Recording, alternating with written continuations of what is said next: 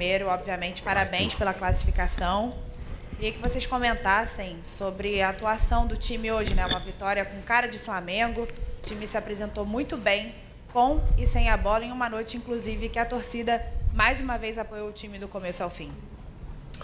É um jogo que a gente foi muito bem. O Bahia é um adversário muito difícil, né? O terceiro jogo nosso com eles esse ano. O time tem uma qualidade de posse de meio campo, um time que está muito bem colocado no Campeonato Brasileiro também. A gente sabia das dificuldades. A gente fez um bom jogo lá no primeiro, né?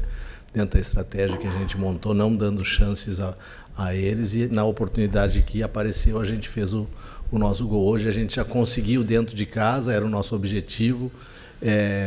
Manter esse jogo consistente defensivamente e a busca do gol, né? Fizemos 1-0, poderíamos ter feito em mais oportunidades que criamos e demos muito poucas oportunidades para o Bahia no jogo. Acho que aquela primeira oportunidade que passou perto no início do jogo e depois a gente foi consistente. Fizemos um grande jogo no equilíbrio, que é aquilo que a gente busca, né? Defender bem e atacar da melhor maneira possível.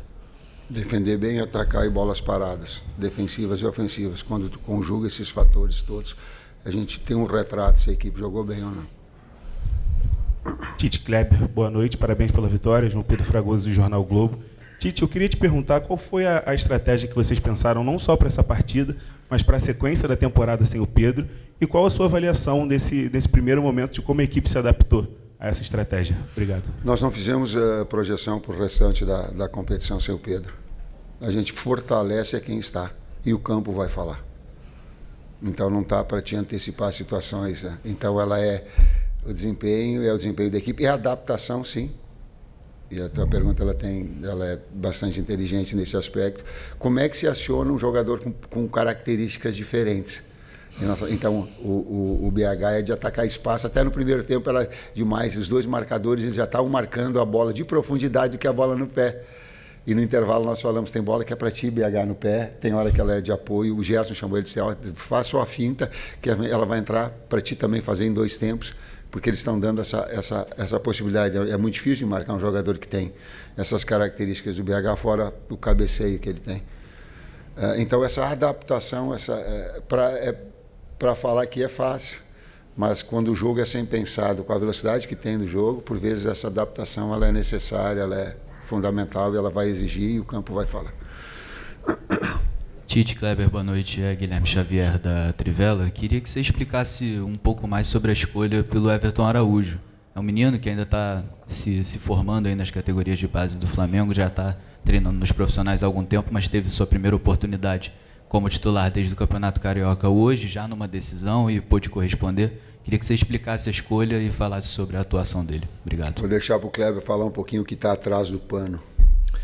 O Everton é um menino que, desde que a gente chegou aqui, né, era da base, teve terminado a idade, né, estourou a idade, ficou com a gente, fazendo muito bons treinamentos. A gente tinha na frente dele Volta outro menino. Redonda também, eu acho. Vendo Volta Redonda antes. Fazia dupla com o Igor, e a gente tinha o Igor na sua frente, né, que a gente utilizou bastante no Campeonato Carioca, e ele sempre treinando, sempre evoluindo. Teve momentos importantes com a gente, que a gente começou a utilizá-lo lá contra o Atlético Paranaense, se não me engano contra o Cruzeiro aqui ele foi muito bem. No jogo contra o Botafogo que a gente perdeu, foi um jogo difícil, ele entrou e foi bem. No jogo contra o Bahia lá também foi bem, né? E hoje a gente, pelos treinamentos que ele fez durante essa semana e a não utilização do Eric, a gente ficou com 2 opções dele e do Alan, né? E ele treinamos com os 2 durante a semana e a preferência por ele para esse jogo, por já estar maduro, ter entendido os aspectos do jogo, o movimento do meio-campo do Bahia, que é um movimento de rotação com 4 jogadores e nós com 2 sustentando, e ele foi muito bem nos treinos e a gente deu a oportunidade. Boa noite, Alana Fonseca, da Mosaico. A maioria das jogadas do Flamengo aconteceram no terceiro campo no terceiro terço do campo. Eu gostaria de saber se foi algo realmente pensado pelo Bahia, por ser um time também ofensivo, e quando você fez essa jogada, acabou que os pontas tiveram mais liberdade também, ou foi só porque você tinha essas peças disponíveis? A compactação da equipe ela se dá onde a bola estiver. E se uma equipe, e é muito difícil jogar em contra-ataque também, e uma equipe ela dá e joga alto e dá espaços, com o Luiz e com o BH principalmente, ou quando tem Cebola, ou quando tem Plata, que agora tá Plata, chegando. tu não consegue Michael, tu não consegue controlar o adversário. Tu pode ter até a bola, mas tu não controla. Por quê? Porque esses jogadores eles te dão a possibilidade da jogada longa.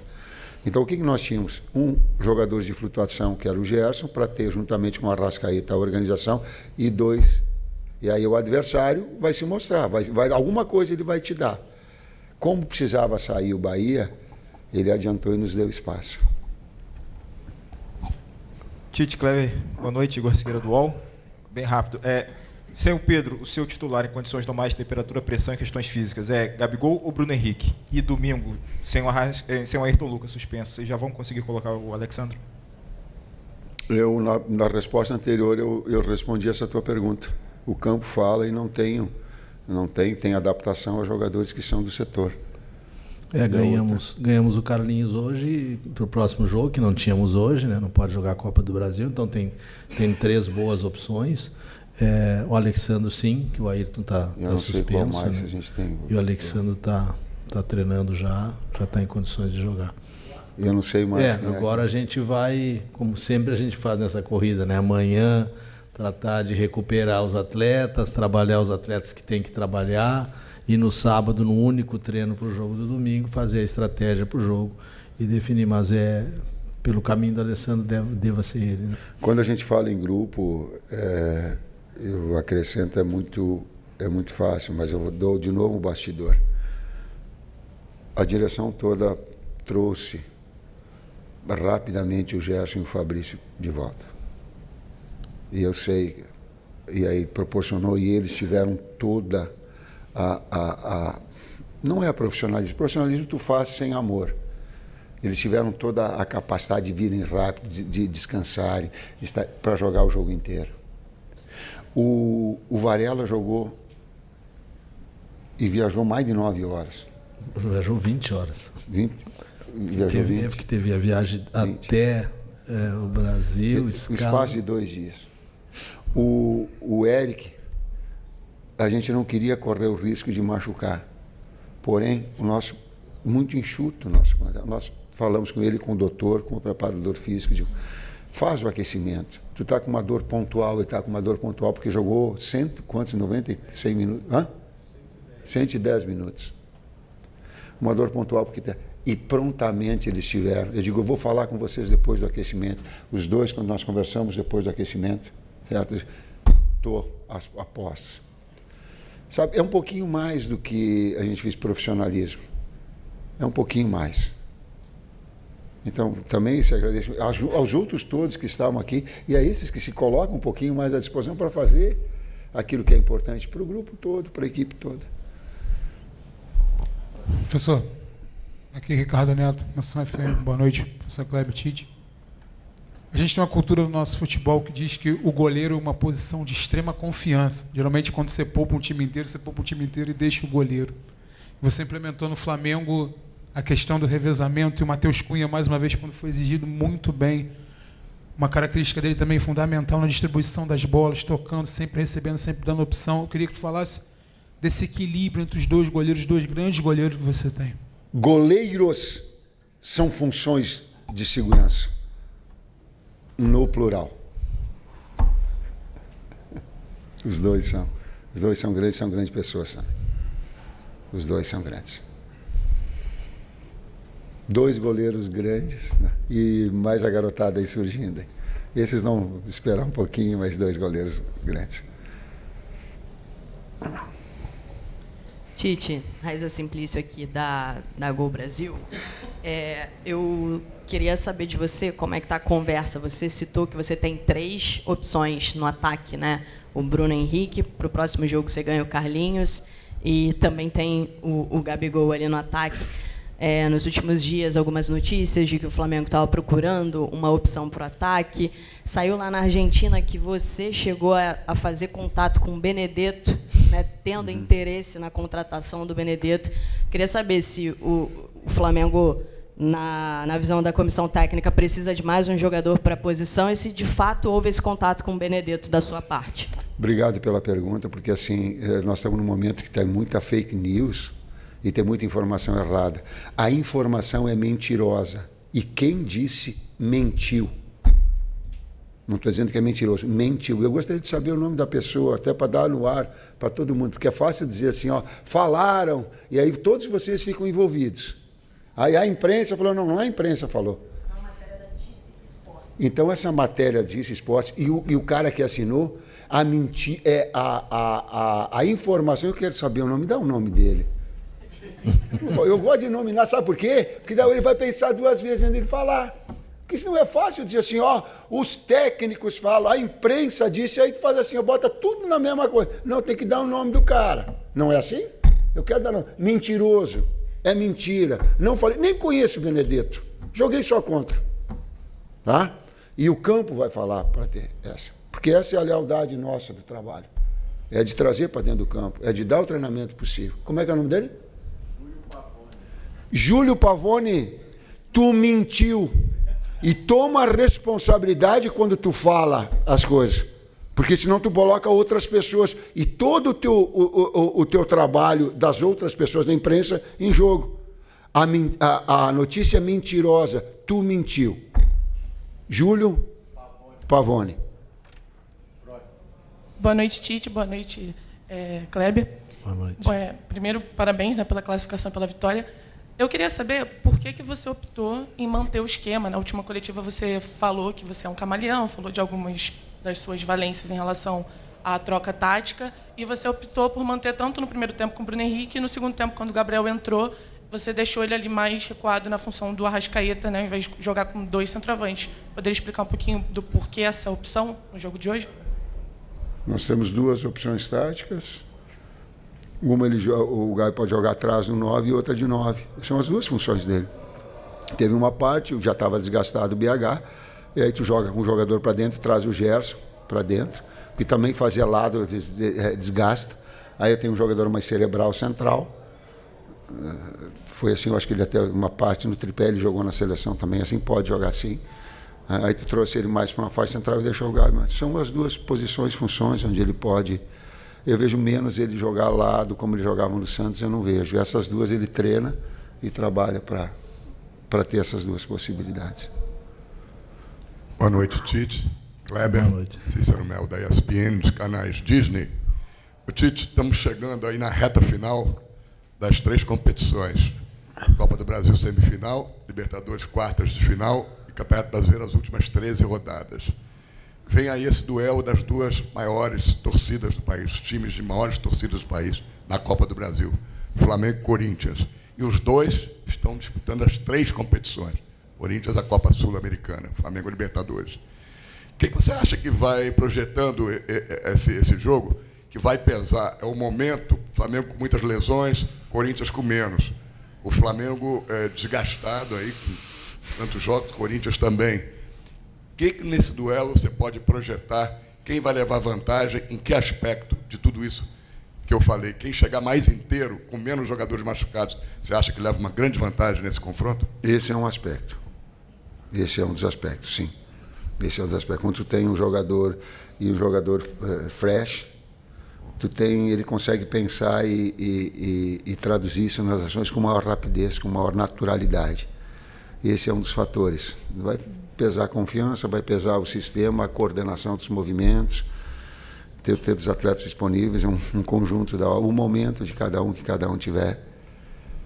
Apoio do torcedor. Obrigado de novo, torcedor. Tem alguns momentos que a gente tem que ficar com a bola e às vezes tocando um pouquinho de lado. Entenda um pouquinho essa bola e para a gente chegar na frente, às vezes a gente tem que tocar atrás, para o lado, para goleiro, para inverter, para desgastar também o adversário, para depois atacar. Se a gente imaginar um pouquinho, o basquete ele te traz. Eu falando em termos táticos, tu me proporcionou dessa possibilidade, então eu falo porque minha vida toda eu lutei contra a ignorância, a minha própria. Então agora eu vou continuar falando para dar aquelas pessoas que possam ter a compreensão tática de entender. Quando a gente joga um pouquinho para um lado, um pouquinho para o outro, não é que a gente não quer atacar, a gente quer desgastar o adversário para depois agredir, para depois atacar.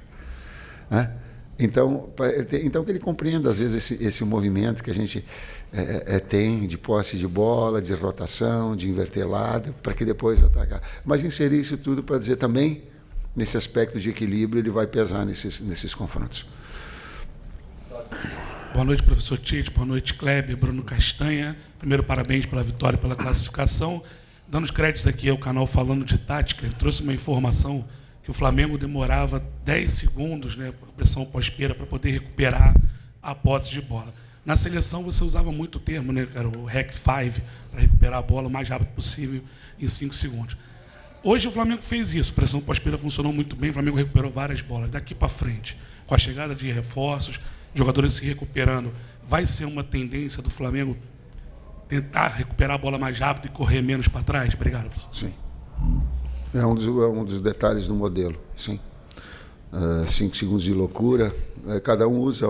Tu usa o Rec 5, eu não uso. Mas o Rec 5 eu não usava.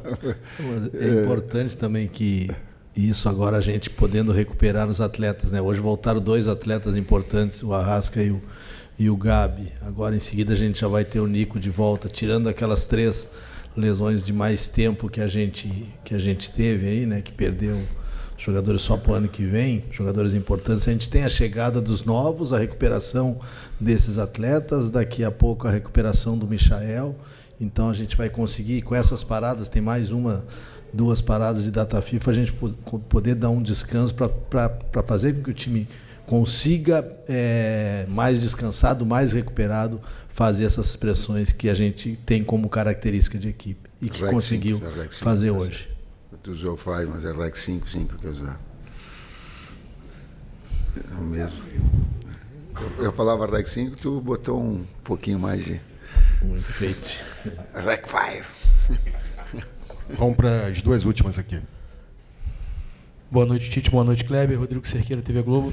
Na saída do gramado, o Arrascaeta, que acabou sendo decisivo, ele falou que não jogou 100%, mas que achava que era muito importante estar em campo no momento decisivo. Para você, Tite, Kleber, como é contar com o jogador, ver essa espontaneidade do jogador de estar em campo no jogo decisivo sem estar 100%, se entregando? Isso também tem um pouco daquele receio por tudo que já aconteceu, veio de lesão, mesmo com o aval do departamento médico. Como é que fica essa balança entre a vontade do jogador, a necessidade de ter um cara desse tamanho e a decisão de colocá-lo em campo?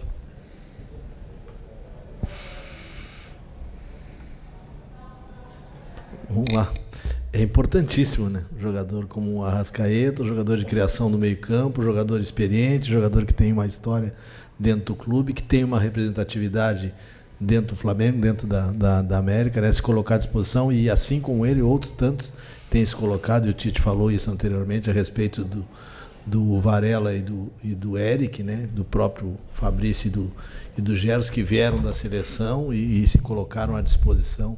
Então essa semana para a gente ela foi muito importante, que a gente conseguiu recuperar alguns atletas, uns treinaram um pouco para poder jogar, o Geros fez um pedacinho só do treino, e o Fabrício, o Arrasca voltou com 2 ou 3 treinos durante todo esse período, né? Mas a vontade de querer ajudar, de se colocar à disposição, de fortalecer o grupo é muito grande, e isso mostra a grandeza desses atletas. Eu e o Matheus divergimos. Chegou no sábado e o trabalho que o Arrascaeta fez, eu falei, ele não vai para o jogo. E o Matheus falou, disse assim, eu acredito, eu tenho confiança que ele vai para o jogo.